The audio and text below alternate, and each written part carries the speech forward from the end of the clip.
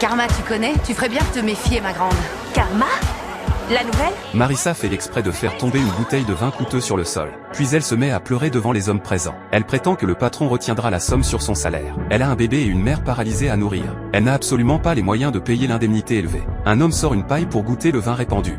Mais t'es fou quoi, fais pas ça! C'est plein de virus du sida là-dedans. Ne pleurez pas. On va commander une autre bouteille. Tenez.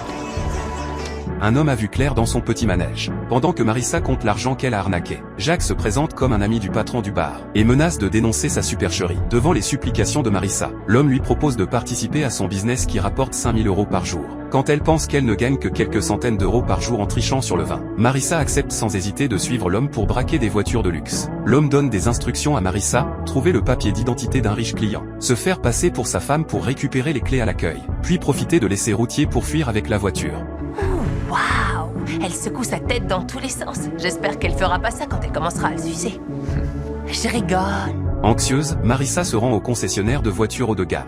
Elle voit un homme d'un certain âge venu seul regarder les véhicules. Elle s'approche aussitôt pour engager la conversation et lui propose de faire un essai de la nouvelle voiture. Grâce à sa beauté, elle parvient sans peine à récupérer ses papiers d'identité. Elle dit à l'hôtesse qu'elle vient essayer la voiture avec son mari. Grâce à son mensonge parfait, le directeur commercial ne soupçonne absolument rien. Mais au moment où il s'apprête à partir, le vrai vendeur arrive soudain pour leur proposer ses services. Pendant tout le trajet, le vendeur ne cesse de leur poser des questions sur leur vie de famille. Les réponses de l'homme font peu à peu voler son mensonge en éclats. Voyant que l'escroquerie est sur le point d'être découverte, Marissa feint aussitôt un malaise et demande à s'arrêter. Puis elle vomit abondamment sur le bord de la route. Vous n'allez pas la voir? C'est justement ce que j'allais vous demander. Pendant que l'homme et le vendeur descendent tous les deux pour vérifier son état, Marissa saisit aussitôt l'occasion, monte dans la voiture de luxe et prend la fuite à toute vitesse. Au fait, comment vous payez?